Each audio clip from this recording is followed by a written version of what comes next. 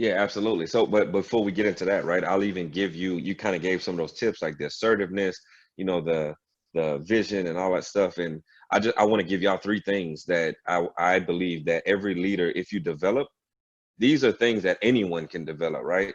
And so when I'm thinking about what makes a great leader, amongst other things, you think about having a growth mindset, right? So the greatest leaders have growth mindsets, and that's whether introvert, extrovert. A growth mindset just means that I want to see people succeed. I want people to grow, and then you're able to project that onto your team.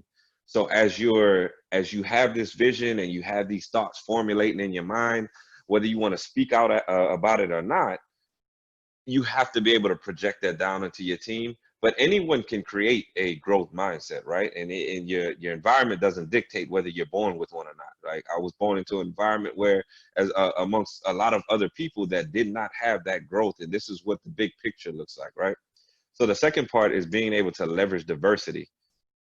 So as a leader, you have to leverage diversity. So as Aisha said, you have different styles, you got different behavioral styles, but how do you actually tap into that and allow that different person to be able to coincide with someone who might not? And I'll just use, to be quite frank, we work with a lot of people with different socioeconomic statuses, right?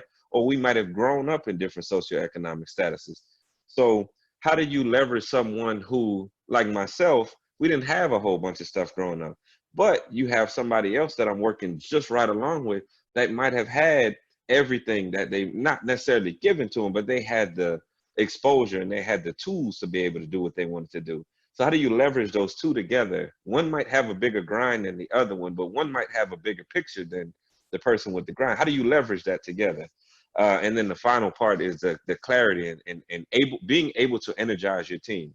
And so I'll segue into that by saying, being an extrovert, I was always able to like rah rah, and I'm like, let's go and like let's get it, right? And the team was energized, but early on I had to figure out what were my blind spots, what were my downfalls in that, right? And so there was feedback that I had gotten.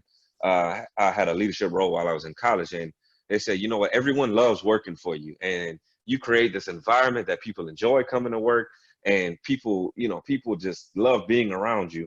But their feedback was they want more accountability on their behalf. And so, of course, as everybody, you don't want to feel attacked. So I had to check myself, right? I was like 19 years old and I was like 19, 20. I'm like, what do you mean?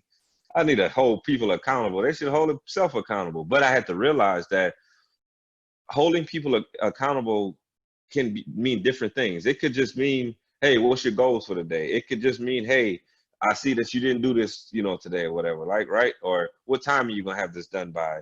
And so I had to learn for myself and develop that. Although I'm the rah rah and I'm the outspoken and I can have a conversation with anybody and I'm like the true extrovert, there are things that I had to work on. So like, and honestly, an introvert for myself, and I've been around introverted leaders, they're very good at the accountability, and they may struggle sometimes with the rah rah and the energy and all that stuff around their team. But it's two different sides. So there are people who are going to say, hey, she really holds us accountable, or he really holds us accountable.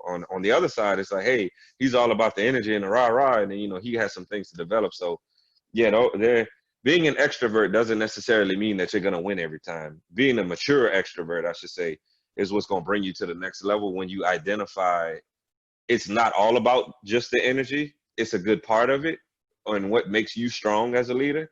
But you also have to understand that there are things that you probably downfall, like the accountability or having the tough conversations because you want what's best in a outward spoken way. I love that. I love that. I mean,